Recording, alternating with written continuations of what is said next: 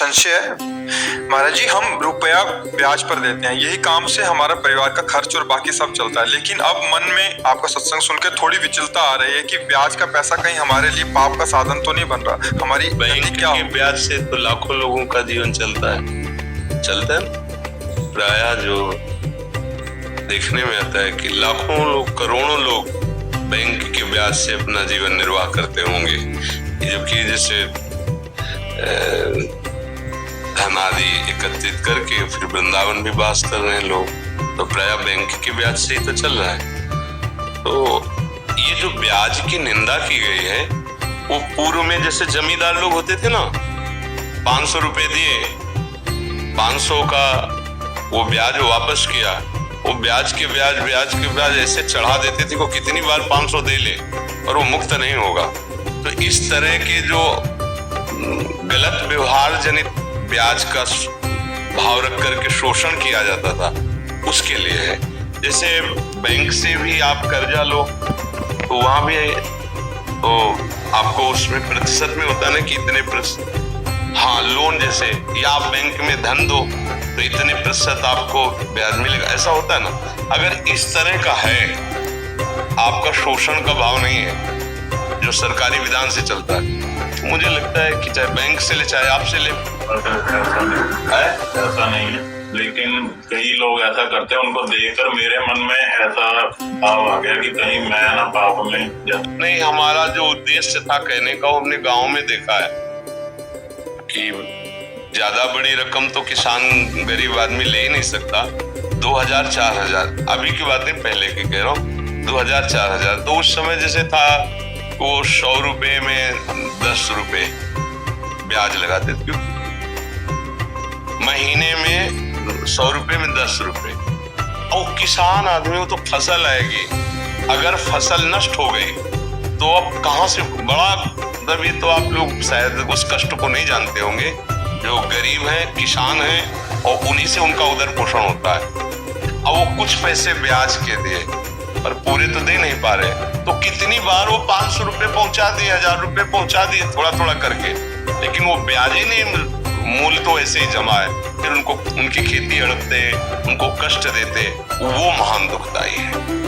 एक नियम है सरकारी हिसाब से, जैसे तो आप जो प्रतिशत, खुली बात है, इतने प्रतिशत ब्याज इसका है, जहां तक हो सके सौहार्द रख करके उसको, उसका सेवा का भी काम बन गया, आपका भी काम चल रहा है। शोषण वृत्ति अगर है तो फिर वो हानिकारक रहेगी। शोषण वृत्ति, अब जैसे किसी ने लिया था और दूसरे दिन उसका काम हुआ नहीं और उसी को वापस करने गए, तो उसने पूरा हिसाब लगा के कहा चाहे आज तो चाहे 1 महीने बाद तो ब्याज तो तुम्हें पड़ेगा ही। अब उसको जो 200-300 रुपए ब्याज के थे बहुत भारी पड़े थे, और बेचारा के रख लिया। अब जब वो लाही चना कुछ भी पैदा होगा बेचेगा, तो अब वो पैसे लिए थे, काम नहीं हुआ, वो वापस करने गया, अब ब्याज के पैसे उसके पास कहाँ तुरंत, अब नहीं है ना, अब उसको कई महीने लगेंगे फसल आने पे, अब वो उनका हिसाब बढ़िया बन गया, तो फिर ये हानिकारक होता है। अब तुरंत जैसे समझ में आ रहा है ना, गाँव का है, हमारे अमुक आदमी है और उसका जिस काम के लिए था नहीं हुआ वो वापस कर रहा है, तो इस पे फिर लोभ नहीं करना चाहिए। हाँ ठीक है, कोई बात नहीं, महीना 2 महीना हो गया तो उसका ब्याज उचित ले लीजिए। अगर कोई ऐसा लगता है कि ब्याज नहीं दे पा रहा है तो भाई थोड़े दिन के लिए अब हमारा मूल वापस कर दो, हम क्षमा करते हैं ब्याज, ऐसा भी व्यवहार कर लेना चाहिए। तो उससे भगवान देख रहे हैं ना, उससे मंगल, शोषण वृत्ति का निषेध किया गया है। अभी पहले बैच में यही बैठ के एक भी व्यक्ति में नहीं है, किस अमुक व्यक्ति मिल जाए तो मैं खुश हो जाऊं, असंभव। वो अगर मिल भी जाता है तो उसके बाद फिर दूसरी मांग हो जाएगी। कुछ दिन बाद वो, हमारे मन का एक स्वभाव है नवम नवम, मन की एक मांग है नवम नवम, कुछ भी हो कुछ दिन बाद वो उससे हट जाता है और एक नई खोज करता है। जब तक उसे परम नहीं सुख मिल जाएगा तब तक वो रुकेगा नहीं, पक्का समझ लो, आप रोक के दिखा दो। परम सुख भगवान के नाम में, भगवान के चरणों में है। एक फिर हम समझाने के लिए कथा सुनाते हैं। चक्रवर्ती सम्राट महाराज भर्तृहरि जी, चक्रवर्ती सम्राट कहते हैं, जहां से सूर्योदय होता है, जहां अस्त होता है। एक शत सप्तद्वीप मंडल का सम्राट। उसने विचार किया भर्तृहरि जी ने कि सुख कहाँ है। दिमाग, बहुत बड़े विद्वान महापुरुष थे। उनका खाने में भी सुख एक सीमा तक है। रुपया पैसा खजाना इसलिए प्रिय क्योंकि इससे भोग सामग्री मिलती है। पैसे की मात्रा क्या है? भोग सामग्री मिलती है। अगर पैसे से भोग सामग्री नहीं मिले तो हम कह रहे तुम्हारे को नाम जो है एक ट्रक 2000 रुपया आप कर दिया जाए, 2000 का नोट आपके किसी काम आएगा क्या? आप कहोगे बेकार आग लगा दो। और 500 रुपया क्योंकि उससे सामान मिलती है। रुपये का महत्व है वस्तु भोगने के काम में जो आती है, पहनना ओढ़ना है सब। इसके बाद एक आंतरिक सुख की मांग होती, काम। इसको बहुत समझ के देखना।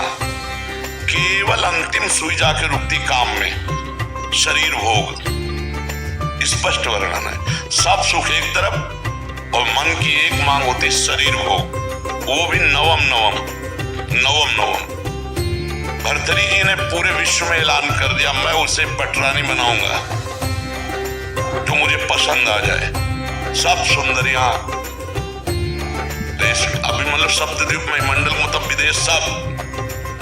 तो एक पिंगला नाम की सुंदरी जिसके आगे सब सुंदरियां फेल थी। भर्तृहरि जी को उसने पसंद किया, भर्तृहरि जी ने उसे पसंद। अब वो तो कोई साधारण पुरुष तो थे नहीं, तो उन्होंने कहा कुछ वर्ष में राजकाज बिल्कुल नहीं करूंगा। विक्रमादित्य उनके भाई थे, बहुत बड़े प्रसिद्ध चक्रवर्ती सम्राट, वही बने जाके आगे। विक्रमादित्य महान बलशाली राजा थे, उनके छोटे भाई थे। उनको राजपद दे दिया और कहा मैं केवल देखूंगा भोग में है कितना सुख। वैज्ञानिक दृष्टि उनकी। अब रात दिन अच्छे पदार्थ खाना। चक्रवर्ती सम्राट थे, पिंगला के साथ रहना। पिंगला ने एक दिन खिड़की से झांक के देखा, बलशाली अश्वों की सेवा कराने वाला अश्वपाल वो समझा रहा था अपने सेवकों को ऐसे। रानी ने देखा और आकर्षित हो गई और हुक्म किया दासी को, अश्वपाल से बोलो अमुक जगह मिले।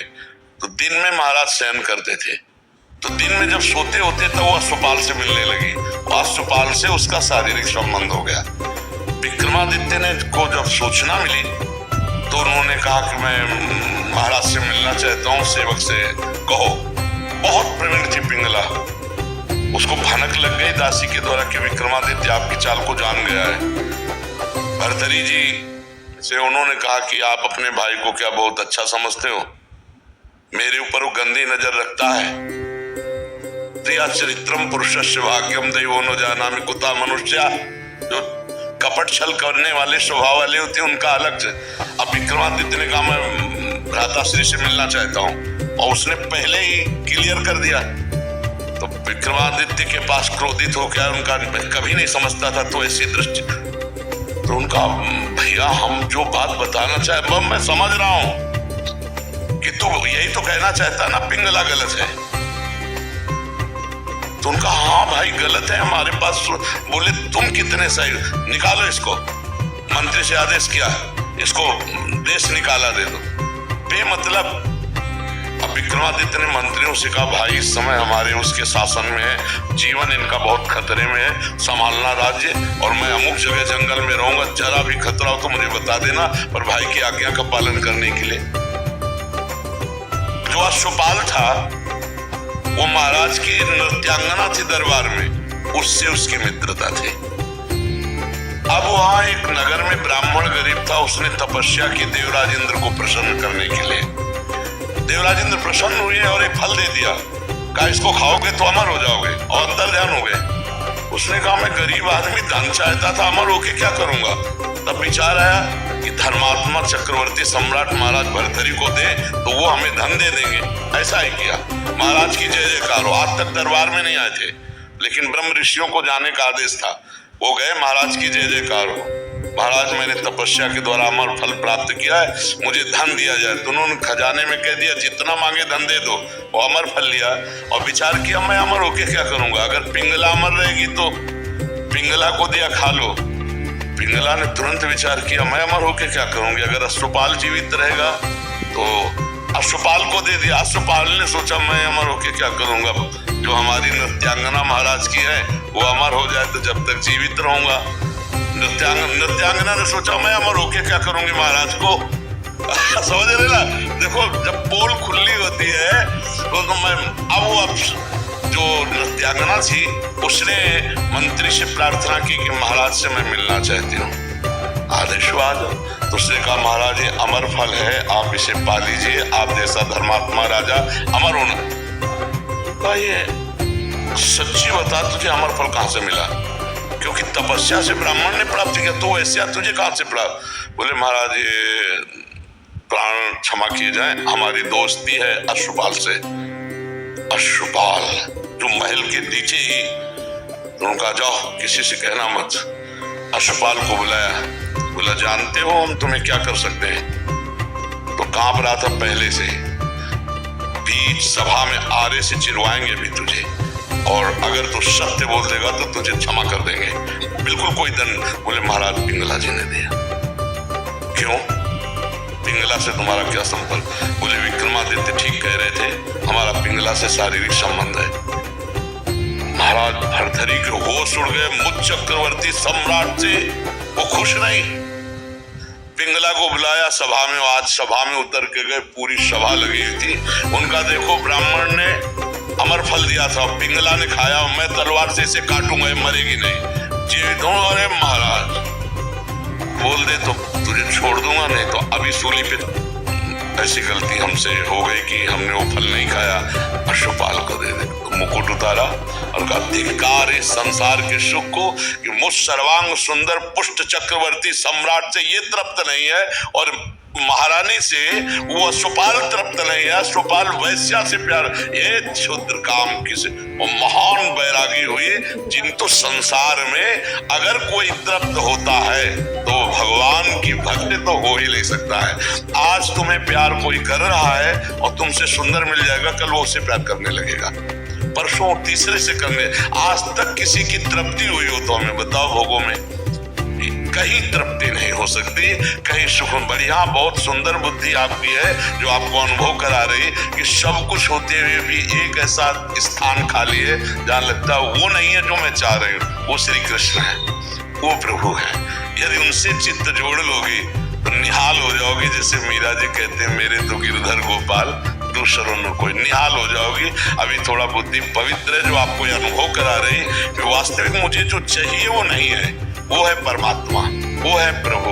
हम कह रहे हैं यहाँ तक सोने से लाद दिए जाओ, केवल मान्यता ही तो है ना, मान्यता का सुख है ये। नहीं बताओ मीठा लगता है कि खट्टा लगता है, क्या सोने में है, केवल वो महंगा है और उसकी मान्यता है। इसलिए हमको लगता नहीं 4 लाख योजन का सोने का पहाड़ है जिसका नाम सुमेरु है। भगवान की माया में रत्न गर्भा पृथ्वी को कहा गया है। जैसे गेरू निकलती है ना, जैसे खड़िया निकलती है, चूना निकलता है, ऐसे यहाँ सोने चांदी की धातुओं की यहाँ खजाना है पृथ्वी में। अब वो तो भगवान जब अवतरित हुए थे तो अपने आप सब भूमि से प्रकाशित हो गया।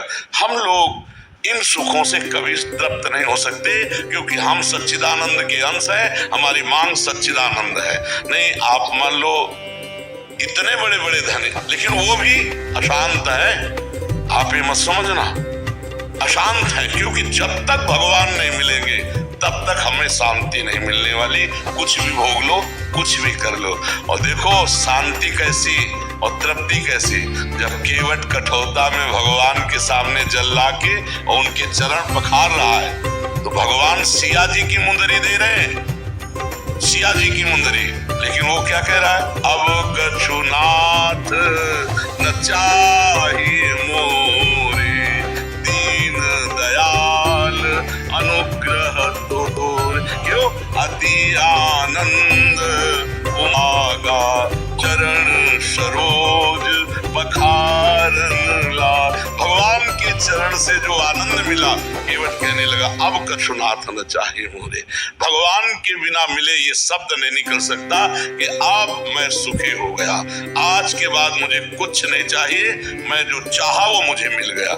जो चाहा मिला, 4 चाहें और खड़ी हो गई, 4 समस्याएं और खड़ी हो गई। इसलिए सखी भगवान ही एक है जिनके मिलने से तृप्ति हो सकती है, दूसरा कोई नहीं है।